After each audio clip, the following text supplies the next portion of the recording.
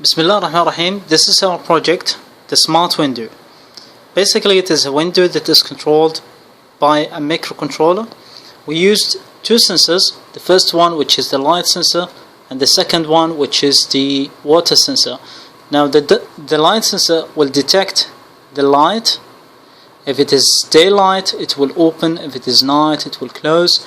And the water sensor is detecting water.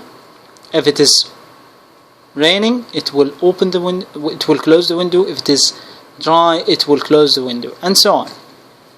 Okay, so through some logic and detecting the signals from the sensors, this microcontroller will open and close the windows.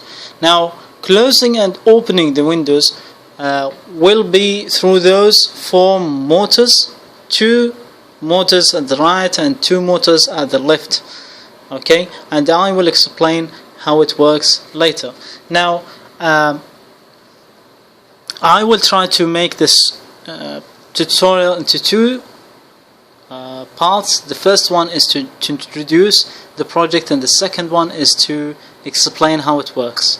Now, this is not how it's supposed to be. Actually, we tried our best, but we had some difficulties and problems, and we couldn't help it actually. So the first problem is we tried to build the window. You see this huge window made of cork. The first problem is, cork has very huge amount of friction. Okay, as you can see. So to control the windows or the slides, you need a huge motors. Those are very small motors and very small torque, and you cannot use the windows with those four motors. Though it says in the data sheet it is a high torque motor, and I bought them like $10. Okay, and still the torque that they produce is not enough to move the slides this direction or that direction. Now, what we did, we tried to build this small one, but again with the same problem. It has a huge amount of friction, so the torque they produce is actually very high, and the motors couldn't afford it. Okay, so you can do the same process, the same principles, but you need to buy a huge or bigger motors which have enough torque to control the slides. But the principle is the same. Okay, now the second problem is this one. Okay, we needed many pens, because we have LCD, we have keypad, we have multiplexer, we have the sensors, and so on. So many pens that are needed. So we try to buy this one, which is Arduino Mega. Okay, but this is a clone. This is not the original one. This is, as you can see, it says Funduino. I bought this one for like $13, and the original one it's like $45. Okay, so yes, that one is like 3 to 4 times as this one, but it's worth it. So try to buy the original one. This one, when we tried to connect the LCD, it didn't work. The same thing with the keypad, it didn't work.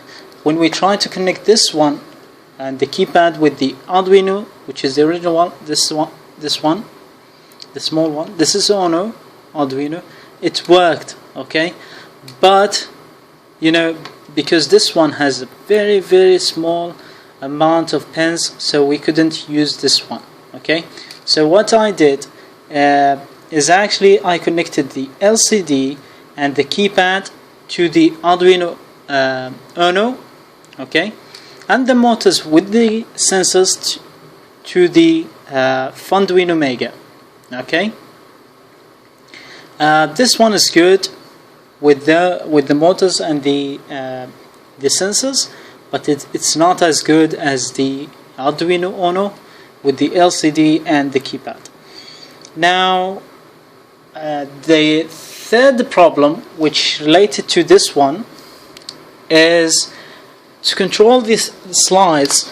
You need some, some sensors. Let's say distant sensors. Here we try to use push buttons, okay, such that when this one moves this direction, okay, it will touch the push buttons, and then it will send a signal to the Funduino, and it will tell the Funduino that this slide is moving, it has moved this way, and it is at the end of this slide, this side. But again, we had the same difficulty. We couldn't use this one. We used the same code with this one, and it worked. But because we just have like four pins, sorry, 2 pins, and we needed 4 pins, so we couldn't use the switches as well. So what we did is actually we used some delay, okay, just to show you that it works and the principle is the same, okay. Again, you can use the same principles if you have the Mega, the Arduino Mega, the original one. Otherwise, I don't recommend this one, okay. Another note here, I used this one, which is I2C, okay, because this one, I think it has like 13-14 pins. So we used I2C, just 4 pins, okay, 1 for the VCC, 2 for the ground, 3 for the data, and the last one for the addressing, okay, and it worked perfectly, okay. Now the keypad has 8 pins, okay, 4 for the rows and 4 for the columns. All right. For the what else? I think that's it. All right, that's it for part 1. Part 2, I will try to explain the circuit. So stick with it.